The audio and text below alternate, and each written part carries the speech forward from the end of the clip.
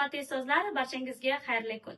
Barchangiz bilan Nasiba Abdullayeva kanalida g'oyibona ko'rishib turganimdan bag'oyat xursandman.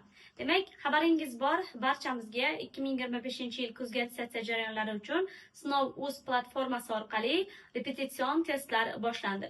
Boshlang'ich ta'lim o'qituvchilari uchun aynan ona tili fanidan keltirilgan quyidagi savolga to'xtalib o'tamiz. Demak, savol quyidagicha.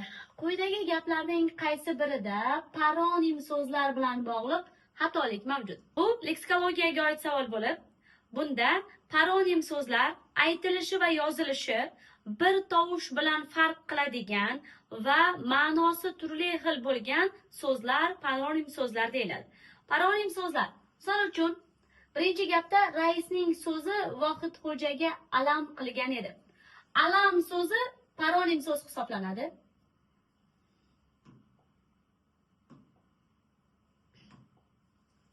Ya'ni alam bo'lsa, bu amaldor degan ma'noni bildiradi.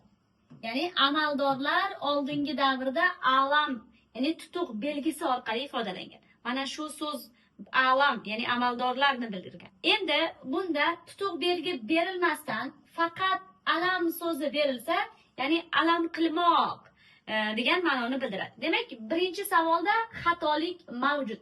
Birni olaman. Test yechish ko'nikmasiga ko'ra esingizdan chiqarmang. Agar siz birinchi savolga javobingiz aniq bo'lsa, javobdan borish usuli sizni savollarga yana ham yaqinlashtirishga yordam beradi.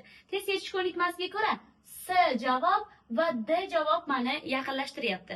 O'z-o'zidan A va B javob chiqib ketadi. Demak, meni oldimda 4 ta eshikdan faqat 2 tasigina qoladi.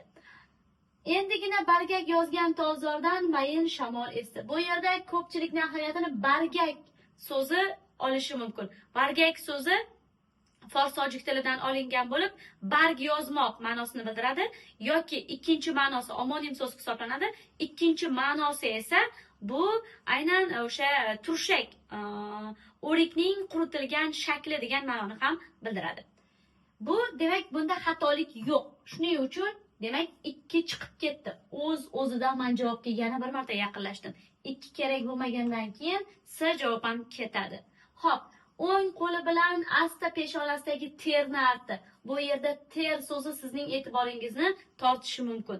Ter bu omonim so'z, paronim so'z emas. Ya'ni omonim so'zlar aytilishi va yozilishi bir xil, ma'nosi har xil bo'lgan so'zlar omonim so'zlar deyiladi. Misol uchun, ter peshonasidagi ter bo'lishi mumkin yoki fe'l so'z turkumi olmani ter, o'rikni ter ma'nosida kelishi mumkin.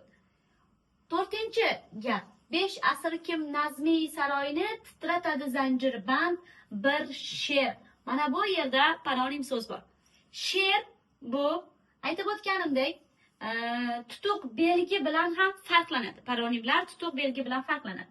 Bu yerda agar tutuq belgi bo'lsa, bu yozuvchi, shoir tomonidan yozilgan hissiy tuyg'u ifodasi sifatida aks etilgan janr hisoblanadi. Agar tutuq belgi bo'lsa, tutuq belgi bo'lmagan holatda esa bu hayvon ma'nosini bildiradi. Shuning uchun bu yerda titratadi zanjirband she'r. Zanjirband she'r bu yerda hayvon ma'nosida kelyapti. To'g'ri javobimiz D javob.